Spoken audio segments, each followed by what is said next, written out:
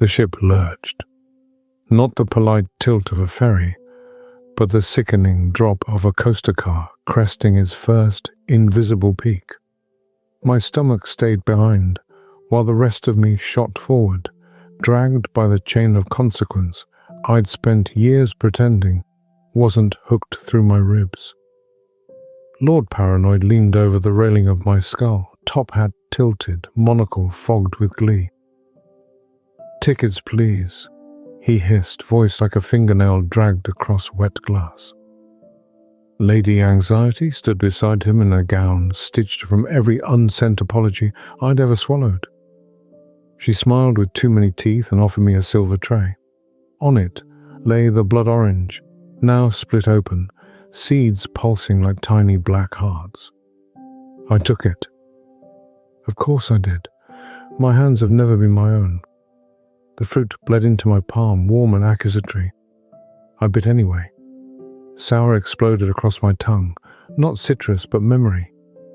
Every half-finished letter, every 3 a.m. confession deleted before sunrise, every promise I'd made to tomorrow while sabotaging today.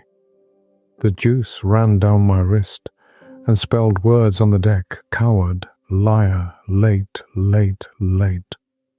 The coaster climbed again, higher this time. The sky peeled back like old wallpaper, revealing the gears beneath, rusted, enormous, turning whether I liked it or not. I looked down into the duffel still strapped across my chest.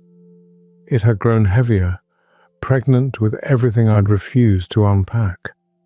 The zipper groaned open by itself. Out crawled the discarded ideas, spider-legged things with my handwriting scrawled across their wings. They whispered the titles of stories I never finished, songs I never sang, lives I never lived. One of them unfolded into a paper version of me at 17, eyes bright with a future I later set on fire. Paper me looked up, disappointed, then ignited. The heat was real. The deck blistered under my bare feet. Lady Anxiety laughed, a sound like champagne flute shattering in slow motion. "Next drop's a big one, darling." I knew.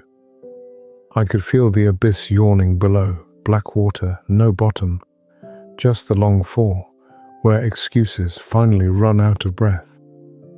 I did the only thing left. I unbuckled the duffel. I let it go. It tumbled end over end, spilling its rotting cargo into the night. The lists, the shame, the unripened fruit, the grapefruit that might have been a pomegranate if I'd ever had the courage to name my sins properly. Everything fell. Even the paper me burned quietly on the way down, a small orange star winking out. The coaster reached the summit. For one impossible second we hung there, me, the lords and ladies, the ship made of bone and bad decisions, suspended between what was and what might still be. Then gravity remembered its job. We dropped. Wind screamed past my ears, stripping away the last of the cocktail's fuzz.